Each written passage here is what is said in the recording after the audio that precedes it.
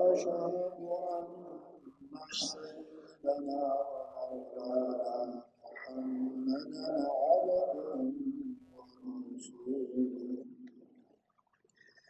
أما بعد فأعوذ بالله من الشيطان الرجيم. بسم الله الرحمن الرحيم. الذين جاهدوا فينا لنهدينهم سبلنا. قال رسول الله صلى الله عليه وسلم: الحي من باع نفسه وعمل بما بعد الموت، والعاقل من اتبع نفسه هواها وتمنى على الله. صدق الله العظيم. وصدق الله تعالى على خير خلقه محمد وآله وأصحابه أجمعين.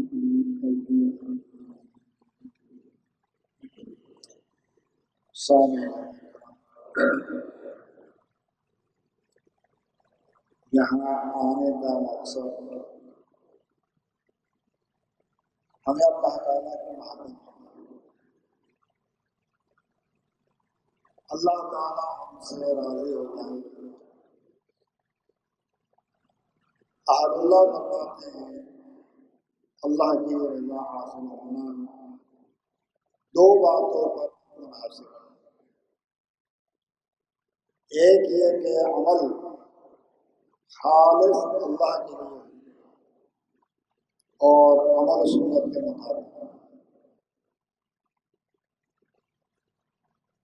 حضرت مولانا رشید احمد گنگوہی رحمہ اللہ تعالی بہت بڑے عالم تھے، فقیہ تھے، محدث تھے۔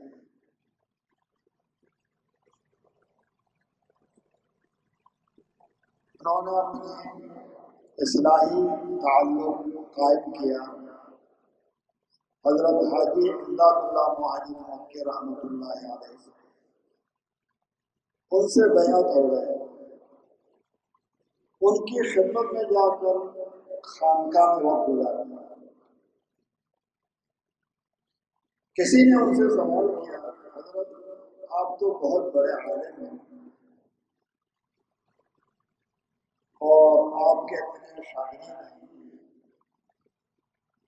اور اتنے آپ کے ماننے والے ہیں، اور حضرت حاجی صاحب تو کافیہ پہ کھڑے ہوئے پورا عالم ہیں، آپ وہاں کیا لینے جاتے ہیں خانقاہ میں؟ تو حضرت نے جواب دیا: میں وہاں علم سیکھنے نہیں جاتا بلکہ عمل سیکھنے جاتا۔ جو کچھ میں نے پڑھا ہے اللہ مجھے اس پر عمل کرنے کی توفیق عطا کرتا ہے۔ جیسے آدمی کی نیت ہوتی ہے اس کے مطابق آسمان سے فیصلے اترتے ہیں۔ اللہ تبارک و تعالیٰ فرماتے ہیں آنا، یہ حدیث قدسی ہے، آنا عند ظن عبدی بی، کہ میرے بندہ مجھ سے جیسے توقع رکھتا ہے میں اس کو اسی کے مطابق دیتا ہوں۔ بندہ جیسے توقع رکھتا ہے، جیسے امید رکھتا ہے، تو میں اس کے ساتھ اسی طرح کا معاملہ کرتا ہوں۔ تو اصل یہ ہے کہ جو مرشد ہوتا ہے، مرشد کے معنی عربی زبان میں رہنمائی کرنے والے، وہ رہنمائی کر سکتا ہے۔ چلنا جو ہے اصل سالک کا کام ہے۔ یہ تصوف کے اصطلاح ہے۔ جو لوگ اصلاحی تعلق قائم کرتے ہیں، اپنے اصلاح چاہتے ہیں، ان کو سالک کہا جاتا ہے۔ اللہ تک پہنچنے کے راستے پر چلنے والے، سلک ہے رسول چلنا۔ تو اصل کام تو چلنے والے کا، اصل جو محنت ہوگی وہ سالک کی ہوگی، اور جو مرشد کا کام ہوتا ہے وہ رہنمائی کرنا ہے، میں اس طرح چلو تو آپ کا فائدہ۔ تو دل کی تمنا، دل کی چاہت، خواہش، وہ بندہ اللہ کے سامنے پیش کرے، اللہ تعالیٰ اس کے مطابق فیصلہ، ہدایت کا فیصلہ بھی آسمان سے اترتا ہے۔ اللہ تعالیٰ جسے چاہے اس کو ہدایت دے، لیکن اس کے چاہنے جب بندہ چاہتا ہے، اللہ سے مانگتا ہے، آگے اللہ تعالیٰ اس کے لیے ایسے اسباب مہیا بنا دیتے ہیں کہ اس کو ہدایت مل جاتی ہے۔ یہ انسان کا اپنا کام ہے۔ آج یہ بتانا حضرت مولانا اشرف علی تھانوی رحمۃ اللہ علیہ، حضرت تھانوی رحمۃ اللہ علیہ فرماتے ہیں انسان جب یہ چاہتا ہے اس کو کسی بندے سے فائدہ حاصل کرنے کے لیے، استفادے کے لیے ضروری ہے چار باتیں، طلب کرنے والے کو چار باتیں۔ ایک ہے اعتماد، یہ اعتماد ہے، یہ جو جس کو اصطلاح میں کہتے ہیں پیر صاحب، پیر صاحب یہ خود شریعت کے پابند ہیں، اگر میری رہنمائی فرمائیں گے تو شریعت کے مطابق یہ رہنمائی فرمائیں گے، اس کو کہتے ہیں اعتماد، شیخ پر اعتماد۔ یہ اعتماد لے کر بندہ مجلس میں آئے کہ غلط راستے پر مجھے نہیں چلائیں گے، سیدھے راستے پر چلائیں گے، صحیح راستہ مجھے بتائیں گے۔ پہلا کام ہے اعتماد۔ اعتماد کے بعد ہے انقیاد۔ انقیاد کے معنی تابع داری۔ ظاہر بات ہے کہ اس راستے میں کوئی بندے کی دنیا داری ہے نہیں۔ اگر بندہ دنیا دار ہو، دنیا طلب کر رہا ہو، اس سے اگلے بندے کو فائدہ نہیں پہنچتا۔ دنیا کی کسی غرض سے اگر خانقاہ میں آئے تو اس کو دین کا فائدہ نہیں پہنچے گا۔ انقیاد ہونا چاہیے، ماننا چاہیے۔ تیسرے نمبر پر اطلاع۔ اطلاع کا مطلب یہ ہے کہ انسان کے اندر ایک کیفیت پیدا ہوتی ہے، اگر گناہ کر لے تو اضطراب پیدا ہوتا ہے اندر سے، بے چینی۔ گناہ اگر صادر ہوا تو اندر سے بے چینی، اضطراب کی کیفیت پیدا ہوتی ہے۔ اس کے اپنے شیخ کو اطلاع دینا کہ میری یہ کیفیت ہے، میرے یہ حالات ہیں۔ اب یہ کوئی شیخ رہنمائی کرے، آپ اس موقع پر یہ کریں تو اتباع، تو اعتماد ہو، انقیاد ہو، اطلاع ہو اور اتباع ہو۔ جب چار باتیں ہوں گی تو پھر آدمی کو روحانی فائدہ پہنچتا ہے۔ حضرت تھانوی رحمہ اللہ تعالیٰ فرماتے ہیں کہ یہ جو ہے لازم کر دیتا ہوں کہ جناب علامہ رومی رحمۃ اللہ علیہ نے فرمایا جب تک سالک کے اندر یہ چار صفات پیدا نہیں ہوں گی تب تک اس کو فائدہ نہیں، کچھ بھی کرے۔ اب یہ اور بات ہے کسی کا فائدہ حاصل کرنا مقصد ہی نہیں تو الگ مسئلہ ہے۔ فائدہ حاصل کرنے کے لیے یہ چار صفات کا ہونا ضروری ہے۔ اب یہ کہ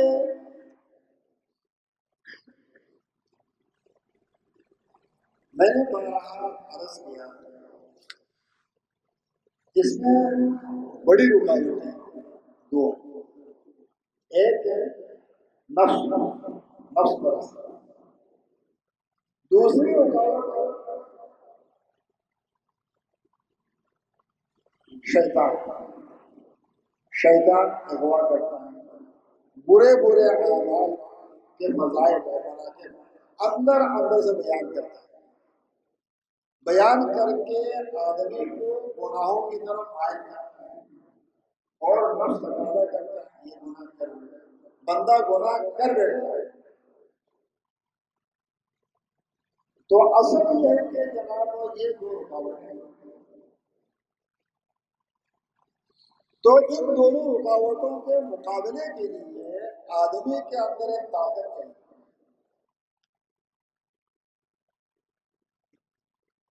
کہ شیطانی وساوس کا مقابلہ کرے اور نفسانی شہوت کا خواہشات کا مقابلہ کرے. اس کے لیے آدمی کے اندر طاقت ہے، سو کہتے ہیں روحانی طاقت. تو ایک ہے قوت بہیمیہ، ایک ہے قوت ملکوتیہ.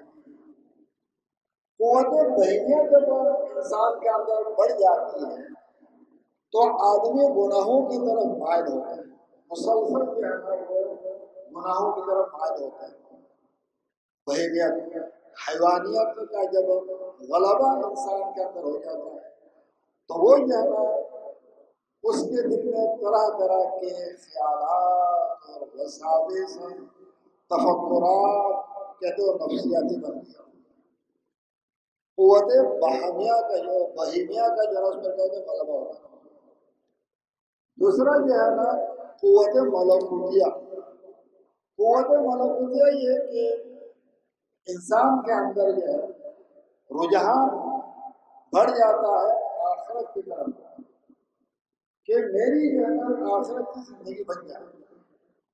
جیسے فرشتوں کی صفات ہے وہ صفات انسان کے اندر پیدا ہو جاتی ہے جس کو قوت ملکوتیہ کہا جاتا ہے.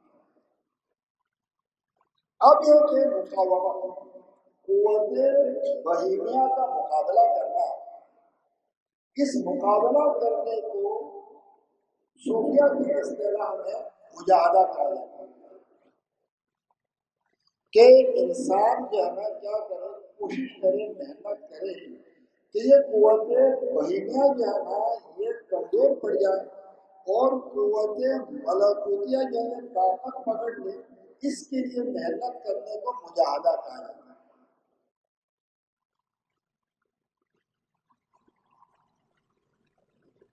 انسان جو ہے نا اس پر آ جائے. خانقاہوں کے اندر اس طرح کے مجاہدے کروائے جاتے ہیں. تو حضرت مولانا اشرف علی تھانوی رحمہ اللہ تعالی فرماتے ہیں مجاہدے کے حاصل 4 چیزیں ہیں. نمبر 1 تقلیل طعام، کھانا کم کروائے. تقلیل منام، نیند کم کروائے. تقلیل کلام، بات اور چیز کم کروانے. اور تقلیل اختلافات، لوگوں سے زیادہ اختلاف نہ رکھنا. حضرت فرماتے ہیں کہ مجاہدے کے 4 اب یہ کہ تقلیل طعام، کھانا کم کروایا جائے. جب آدمی کھانا پیٹ بھر کے کھاتا ہے تو اس کے اندر جو ہے نا شہوت بڑھ جاتی ہے. جب شہوت بڑھ جاتی ہے تو قوت جو ہے نا بہیمیہ وہ غالب آ جاتی ہے تو پھر انسان گناہوں کی طرف مائل ہوتا ہے. اس لیے کھانے میں کمی کی جاتی ہے. اس اس کے لیے بطور دلیل پیش کرنا. دیکھیے جو بندہ روزہ رکھ لیتا ہے، دن میں کھانا نہیں کھاتا، ہر شعور انسان محسوس کرتا ہے اس کا دل خود بخود نیکیوں کی طرف مائل ہو رہا ہے. جب رمضان کا مہینہ آتا ہے، روزہ کی حالت ہوتی ہے، تو آدمی کا دل مائل ہوتا ہے تلاوت کر لو، نوافل پڑھ لو، ذکر و اذکار کر لو.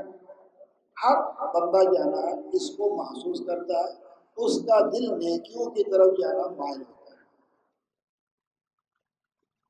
تو یہ تقریر طعام کی برکت ہے. تو پہلے زمانے میں جب لوگ اپنی اصلاح کی خاطر خانقاہ میں آتے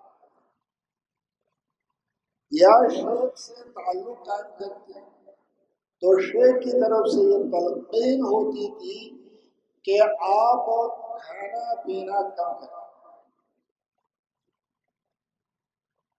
رسول اللہ صلی اللہ علیہ وسلم نے ارشاد فرمایا کہ جناب جوان آدمی اگر اس کو شادی کرنے کی قدرت نہ ہو، نہیں کر پا رہا ہے، تو اپنی شہوت پر کیسے قابو پائے؟ تو آپ صلی اللہ علیہ وسلم نے فرمایا کہ وہ روزے رکھے. مشکات شریف کی نمبر 2 کی پہلی حدیث فعلیہ بالصوم فإنہ لہ وجاء. اس سے شہوت قوت بہیمیہ کم ہو جاتی ہے. یہ اللہ کے رسول کا فرمان ہے. اسی لیے احد اللہ فرماتے ہیں تقریر طعام پر عمل کرنے کے لیے مصروف روزے، عید اور جمعرات کے روزے، نفل روزے غیر رمضان میں اگر بندہ اس کا اہتمام کرے تو یہ تقریر طعام کا جو مجاہدہ ہوتا ہے خود بہت حاصل ہو جائے گا. وہ محسوس کرے کہ اس کے جو ہے روحانیت بڑھ جائے گی. جب نفل روزے رکھے گا پیر اور جمعرات تو اس کی روحانیت بڑھ جائے گی، اس کی قوت کے اندر اضافہ ہوگا، روحانی قوت کے اندر اضافہ ہوگا، اور اس کا ذہن اور حافظہ بڑھ جائے گا، اس کی صحت اچھی ہو جائے گی. یہ اہل اللہ کے تجارب ہیں. مصنون روزے ہیں، پیر کو روزہ رکھنا، جمعرات کو روزہ رکھنا. جو ایسا کر لیتا ہے تو اس کو ایک تو یہ فائدہ ہوگا کہ سنت ادا ہوگی، اس کے علاوہ جسمانی طور پر اس کی صحت اچھی ہو جائے گی، اس کے علاوہ اس کا حافظہ مضبوط ہوگا، اس کا ذہن تیز ہو جائے گا، اور یہ کہ اندرونی روحانی طاقت اس کی بڑھ جائے گی. وہ جو ہے خود بخود نیکیوں کی طرف مائل ہوگا، کیونکہ اس کی جو نا قوت بہیمیہ کمزور ہو گئی. اب یہ نہیں ہے تو اللہ کے رسول صلی اللہ علیہ وسلم کا فرمان ہے، ایمان لانا ہمارا فرض ہے، عمل کرنا ہے ہماری ذمہ داری ہے. کہ تقریر طعام یہ باقاعدہ طور پر خانقاہوں کے اندر مجاہدے میں شامل ہے. خوراک کم ہو جائے. دوسرا یہ ہے کہ تقریر مرام نیند میں کرنا. اب یہ کہ نیند جو ہے محدود نیند ہو. ہمارے شیخ حضرت مفتی رشید احمد صاحب رحمۃ اللہ علیہ نے بارہا فرمایا، میں اپنی زندگی کی عمر 60 سال ہونے تک صرف 24 گھنٹے میں 2 گھنٹے نیند کروں. 24 گھنٹے میں 2 گھنٹے آرام کرتے ہیں، باقی جو 22 گھنٹے اللہ کو راضی کرنے کے لیے۔ جب میری عمر 60 سال ہو گئی، کمزوری برداشت بڑھ گئی، ڈاکٹروں نے کہا کہ اب آپ کی دینی خدمات اس پر موقوف ہے کہ آپ نیند کو بڑھائیں، تو پھر میں نے ڈاکٹروں کے مشورے سے نیند کو بڑھایا، ورنہ میں نے اپنے طور پر عمر کی 60 سال تک کوشش کی اور کوشش کر کے اللہ کو راضی کرنے کی فکر کی۔ یہ مجاہدہ، تو مجاہدہ کیا ہے؟ تقدیر منا، نیند میں کمی کرنا، نیند کو محدود کرنا۔ اب یہ کہ نیند کا زیادہ کرنا یہ غفلت کی علامت ہے، تو انسان اللہ تعالی سے کٹ جاتا ہے۔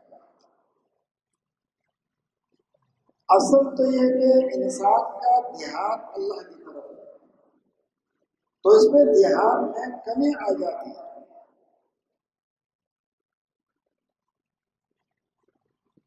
تیسرے نمبر پر اختلاط مع الانام، لوگوں سے میل جول میں کمی کرنا۔ جب لوگوں سے زیادہ ملاقاتیں ہوتی ہیں، زیادہ مجلسیں ہوتی ہیں، تو ہر بندے کے اندر ایک الگ اثر ہوتا ہے، وہ اثر بندے کو متاثر کرتا ہے۔ ہمارا مفتی رشید احمد صاحب رحمۃ اللہ علیہ نے ہمیں سنایا، حضرت مولانا الیاس صاحب رحمۃ اللہ علیہ جو تبلیغی جماعت کے بانی اور مدیر تھے، ان کے بارے میں سنایا۔ ان کے ملفوظات کے اندر یہ بات لکھی ہوئی ہے کہ وہ جو تبلیغ میں نکلتے تھے 3 دن کے لیے، پھر واپس آ کر 3 دن کا اعتکاف کرنا، 3 دن تبلیغ میں، پھر 3 دن اعتکاف کرنا۔ وجہ یہ بتاتا ہے کہ جو اللہ اگر سے میں چلا گیا اللہ کے لیے، لیکن باہر لوگوں سے ملاقاتیں زیادہ ہونے کی وجہ سے دل میں جو انقطاع پیدا ہو گیا، اس میں کمی آ گئی، تعلق معلّہ میں کمی آ گئی۔ اس تعلق کو بڑھانے کے لیے پھر میں 3 دن جو ہے اعتکاف کرتا ہوں۔ احد اللہ اس کا اہتمام کرتے تھے، شب جمعہ کو خانقاہ میں جا کے 24 گھنٹے کا اعتکاف ہوتا ہے۔ حضرت مفتی رشید احمد صاحب رحمۃ اللہ علیہ کے یہاں اس کا بڑا معمول تھا۔ ایک تعداد میں مریدین جو ہے وہ مطلب کہ جمعرات کی شام کو آ جاتے ہیں، طلبا بھی ہوتے ہیں، عام بھی لوگ بھی ہوتے ہیں، تو قیام کرتے 24 گھنٹے۔ اب بھی خانقاہوں کے اندر اس کا معلوم ہے، ماہانہ یا ہفتہ وار۔ ہماری جو خانقاہ ہے دارالایمان والتقویٰ کراچی، عائشہ منزل، یہاں پر بھی ہر ہفتے شب جمعہ کے قیام کی ایک ترتیب ہے کہ طلبا جمعرات کو عصر سے چلے جاتے ہیں، عصر کے بعد مغرب تک، پھر مغرب کے بعد جو معمولات ہیں، بیان، ذکر، دعا، اس میں شریک ہوتے ہیں۔ عشاء کے بعد کھانا، خانقاہی کھانا، اس کے بعد پھر آرام فرماتے ہیں۔ رات کو فجر سے 2-2.5 گھنٹے پہلے ان کو اٹھایا جاتا ہے، تہجد، دعائیں، سارے کام فجر تک۔ فجر کے بعد کے معاملات ہیں، اشراق تک، ذکر، اذکار، اشراق کی نماز ایک ترتیب ہے۔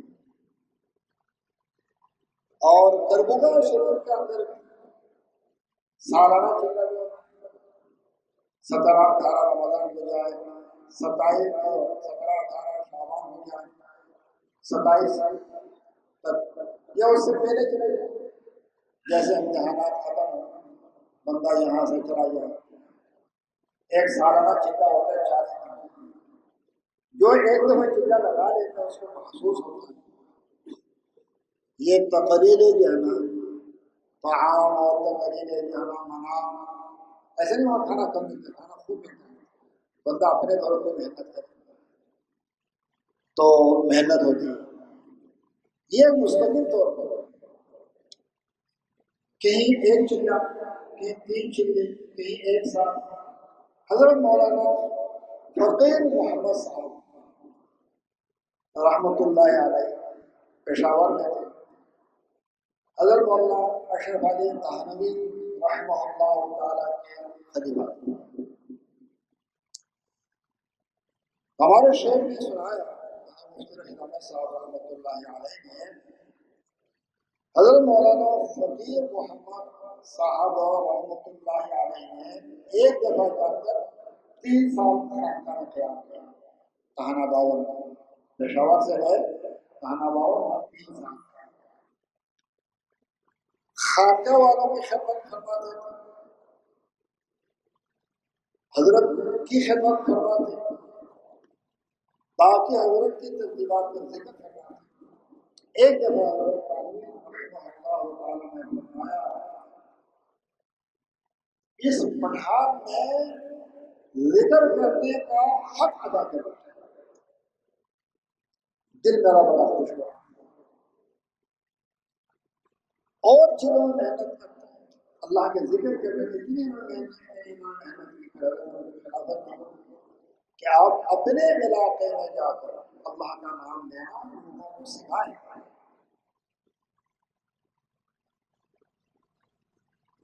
میں نے مولانا فقیر محمد صاحب رحمۃ اللہ علیہ سے بارہا ملاقات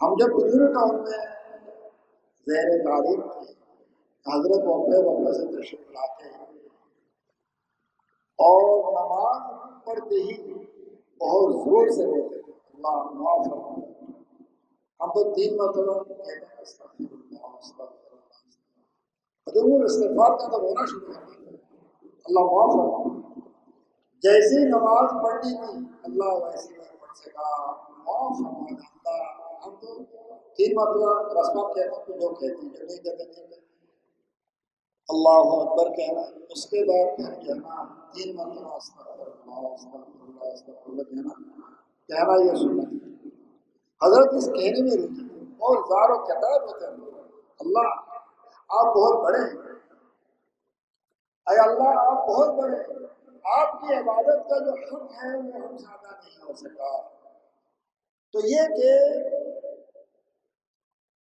اختلاف مال انعام کم کرنے کا خانقاہ کو عربی میں زاویہ بھی کہتے ہیں کہ بندہ گوشہ نشینی اختیار کرے اللہ کی محبت حاصل کرنے کے لیے اب یہ ایسا عمل ہے اللہ نے جب حضرت موسیٰ علیہ السلام کو تورات دینا چاہا فرما کہ 30 دن آگے جانا کیا کرو کوہ طور پر اعتکاف کرو پھر روانی 10 دن اور کرو 40 دن کا اعتکاف کروایا پھر تورات دی سید الانبیاء صلی اللہ علیہ وسلم سے اللہ نے 6 مہینے اعتکاف کروایا 8 بیوی بچے محلہ دار رشتے دار سب کو چھوڑ چھاڑ کر ہمارے پاس آؤ اور جو ہے نا غار حرا کے اندر 6 ماہ کا اعتکاف 6 مہینے تک تنہائی اختیار کرنے کے بعد پھر قرآن ملا ہے پھر وحی ملی ہے پھر نبوت ملی ہے تو معلوم یہ ہوا کچھ اب پانے کے لیے کچھ ہونا پڑتا ہے تو اختلاط مال انعام سے اجتناب اللہ نے کروایا حضرت ابو ہریرہ رضی اللہ تعالی عنہ یمن سے تشریف لائے تھے سن 7 ہجری آپ علیہ السلام کے ساتھ تک مسلسل صفا کے اندر قیام رہا، کیسے کیسے اللہ نے ان سے مجاہدے کروا دیا۔ ایک مرتبہ کا ذکر کیا، مجھے اتنی بھوک ستا رہی تھی، اتنی ستا رہی تھی، مجھے ستا رہی تھی، کوئی مجھے کھانا کھلا۔ حضرت عمر جو ہے جا رہے تھے، ان کو میں نے جا کے سلام کیا اور ایک مسئلہ پوچھا، انہوں نے مسئلہ کا جواب دے دیا۔ میری حالت نہیں تھی، میرا اصل مقصد تو یہ تھا کہ مجھے دیکھ کر مجھے گھر میں جو تھوڑا ایک روٹی کھلا دیں۔ حضرت عمر رضی اللہ تعالیٰ عنہ فرمایا کہ انہوں نے بس مجھے مسئلہ بتا دیا، چلے گئے۔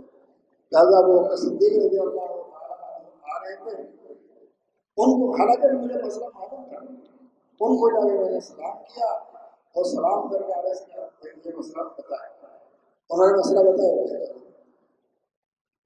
پھر رسول اللہ صلی اللہ علیہ وسلم نکلے مسجد سے، ان کو جب میں نے سلام کیا، میں نے عرض کیا ایک مسئلہ پوچھنا ہے تاکہ مسئلہ حل ہو جائے۔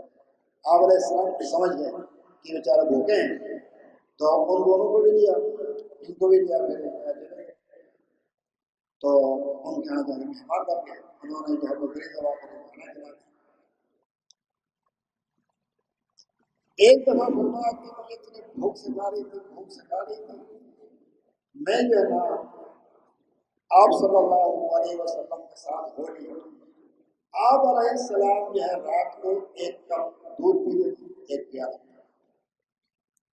گھر تشریف لے گئی، وہ پیالہ رکھا ہوا تھا دودھ کا، وہ اٹھایا، فرمایا کہ آپ ایسا کرو، یہ جو صفا کے اندر مقیم صحابہ کرام ہیں، جو طلبہ کرام ہیں، جو مجاہدہ کر رہے ہیں، اپنے گھر چھوڑا، اپنے خیال کو چھوڑا، محلہ داروں کو چھوڑا، اپنے زراعت کو چھوڑا، باغات کو چھوڑا، کھیتی باڑی کو چھوڑا، تجارت کو چھوڑا، اللہ مل جائے، سب قربان کر کے اللہ مل جائے، سب کو بلا کے لیا، سارے بھوکے تھے۔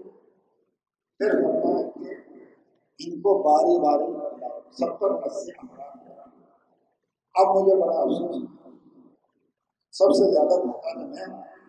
اب آپ علیہ السلام فرما رہے کہ ان کو پلا، لیکن صحابہ کرام مارنا جانتے ہیں، انکار نہیں جانتے، اپنی بھوک کے باوجود اللہ خود تعریف فرماتے ہیں، یؤثرون علی انفسہم ولو کان بہم خصاصہ، یہ اپنے اوپر اوروں کو ترجیح دیتے تھے اگرچہ وہ ضرورت مند ہوتے، یؤثرون علی انفسہم ولو کان بہم خصاصہ۔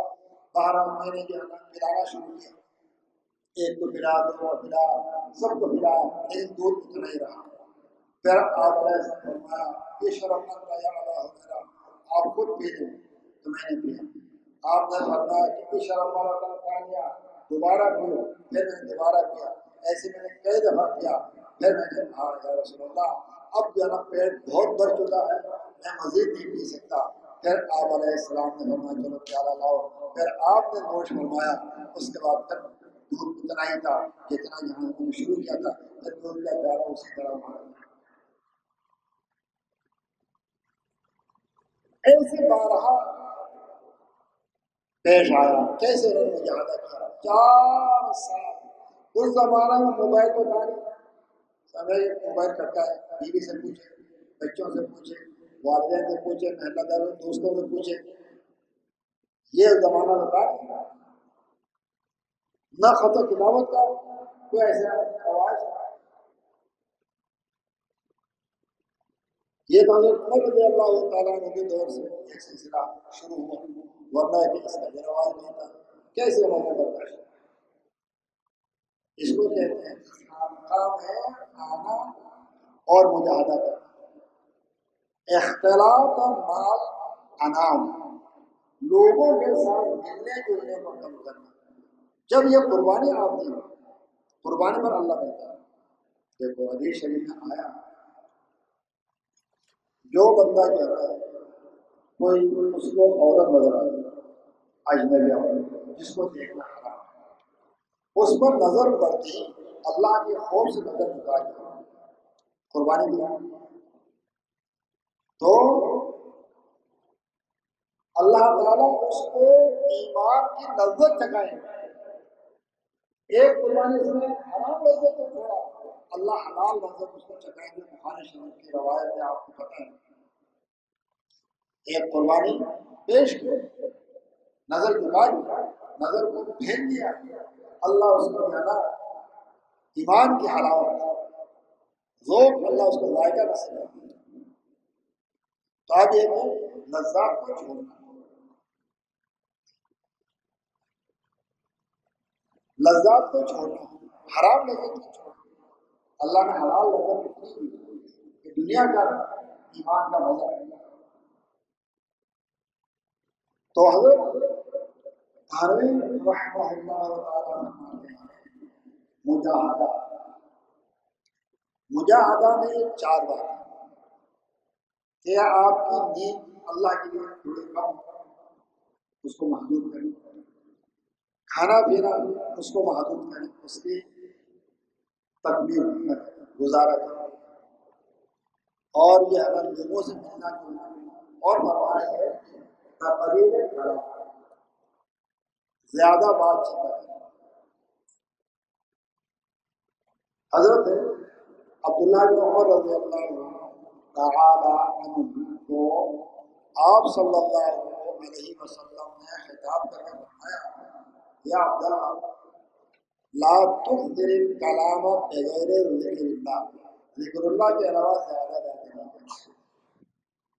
وَإِنَّ كَثْرَةَ الْكَلَامِ قَسْوَةُ الْقَلْبِ، زیادہ باتیں دل کی سختی کا سبب بن جاتی ہیں.